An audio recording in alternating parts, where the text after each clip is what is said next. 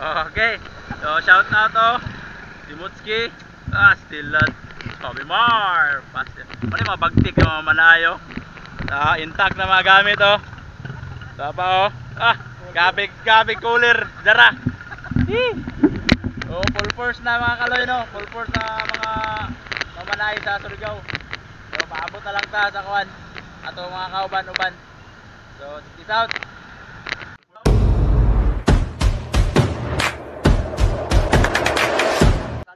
Welcome back mga kaloy sa ating night spear fishing at saka sa ating panibagong pamamana mga kaloy. So ito na banda mga kaloy, napakalaking barawan o giant squid na atin nahuli, pero hindi natin nakuha ng video kasi masayang talaga pag makatakas pa kasi mga kaloy, hindi natin naon yung camera.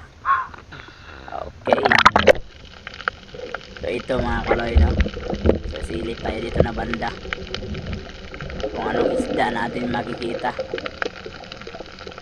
Yun, isang katambak. Yun, umilag.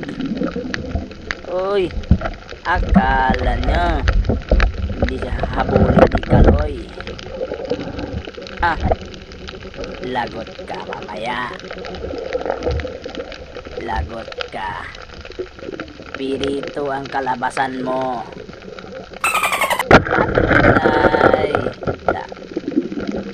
lagapak ang tangkubo.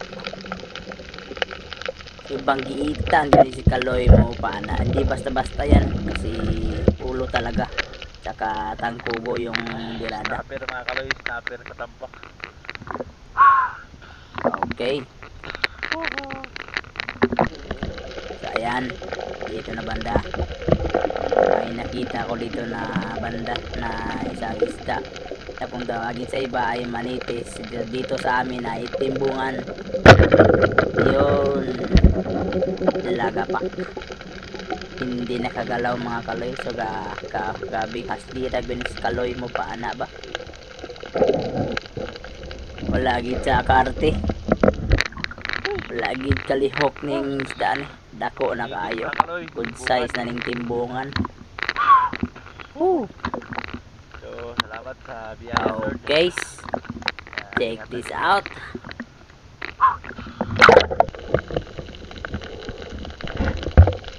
Ayun, dito na banda mga kaloy ay nakita tayo isang danggit.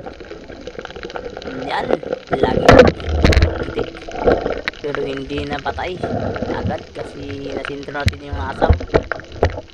Napakalaking danggit na ito mga kaloy, no?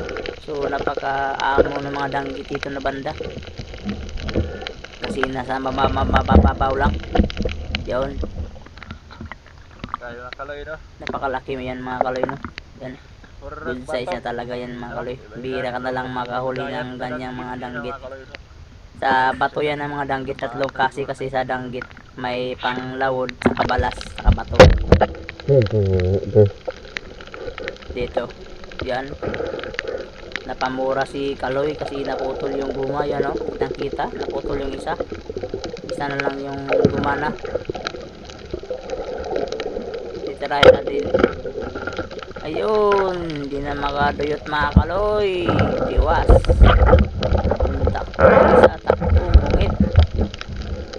takbong mungit, makamandag na mungit. Yan, pilitin natin na mahuli mga kaloy, no? Kahit isang guma na lang yung gamit. Ayun, hindi na nakalagbas, hindi makalagbas na. Iwas. Yun, hinapol ni kaloy. Dito be, huwag ka nang tumakas, patay ka na. Yun, kahit isang guman lang yan, lalabas at lalabas pa rin yan at tatagos sa yung panit. Okay, so nakahuli natin mga kaloy, no? Kahit isang guma, tinitiis-tiis talaga natin. Okay, dito na banda mga kaloy may nakita tayo isang sipos. Ayun, nakatago. Yun. Hindi naman talaga ito yung parrot fish eh. Yan. May kaparehas talaga sa may pagka-parrot fish, pero malayo naman talaga sa forma. Kaya yung parrot fish lang talaga yung hindi namin hinuhuli. Yun. Okay. Masarap yan sa tinula.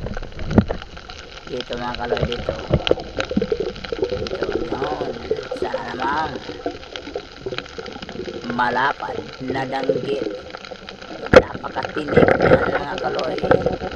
Napakasikip. Matinik. Ang lalapad talaga ng danggit dito mga kaloy. Napaka good size.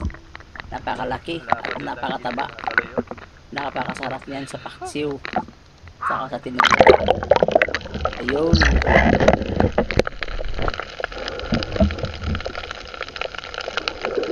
Ayun. Dito. Kasing isda to. Ayun. Parang lusay mga kaloy, no?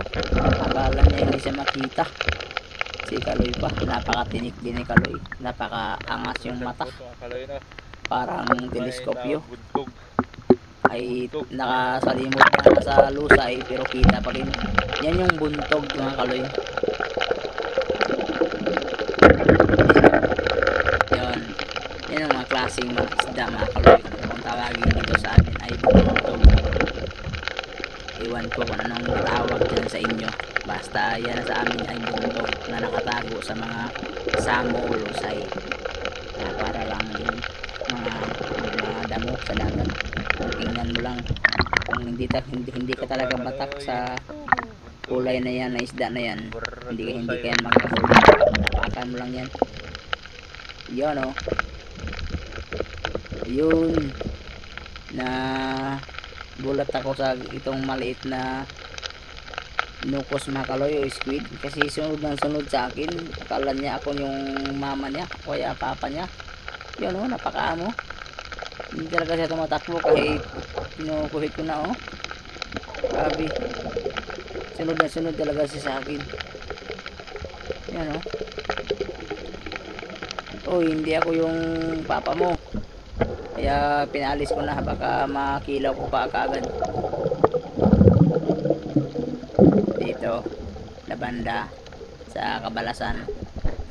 May nakita yung isang snapper o katambak. Yun. Kapareho lang dito mga kaloy sa mga snapper na isda.